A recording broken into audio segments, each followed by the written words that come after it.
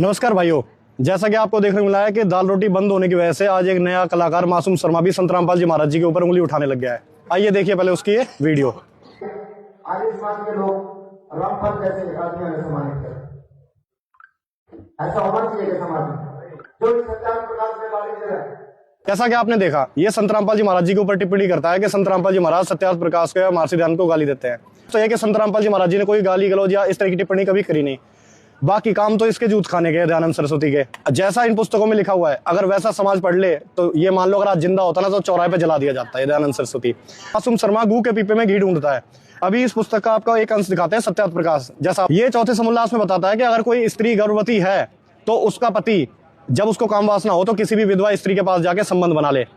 तो अब ये बताओ भाई मासूम शर्मा, तेरे समाज के अंदर तेरे खानदान में अगर मान ले ऐसी स्थिति बन जाती है फिर तो तू गली गली हंडेगा किस किस को, और जो उससे पुत्र उत्पन्न होगा तो उसे गिफ्ट कर दे। अगर मान ले 5 आदमी रह रहे हो समाज में, 5 की पत्नी गर्भवती हो फिर तो वो लाइन लगाओगे।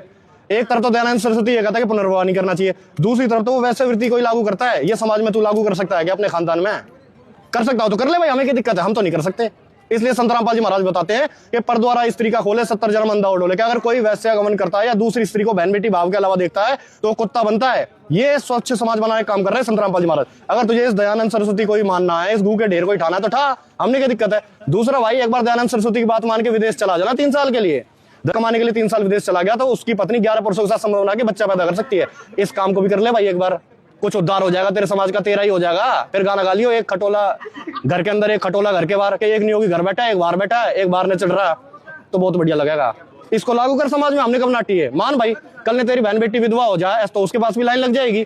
तो उसे क्यों रोक रहा है? जब इस गू के ढेर को तो उठा रहा है और संत रामपाल जी महाराज जिसको तो पूजना चाहिए उसके ऊपर उंगली उठा रहा है, तो इस गंध को भी लेना, इसको अमल कर, अपने घर में कर ले, हमें तो कोई दिक्कत नहीं है। अगर वास्तविकता में जाननी है तो ये देख संत रामपाल जी महाराज क्या शिक्षा देते हैं। ये है जीने की राह पुस्तक, इसके पेज नंबर 48 पे खुद देख सकते हो कि गरीब पर द्वारा स्त्री का खोले 70 जन्म अंधा और डोले, मदरा पीवे कड़वा पानी 70 जन्म स्वान के सामने। जो तू मूत पी के पड़ा रहा है ना, दारू के नशे में बंड रहा है, तो संत रामपाल जी महाराज तो समाज को बचाते हैं इन गंध से, इन विचारों से, ताकि एक सभ्य समाज का निर्माण हो। तुम्हारी तरह इस गू के ढेले को ढोके नहीं घूमती दुनिया।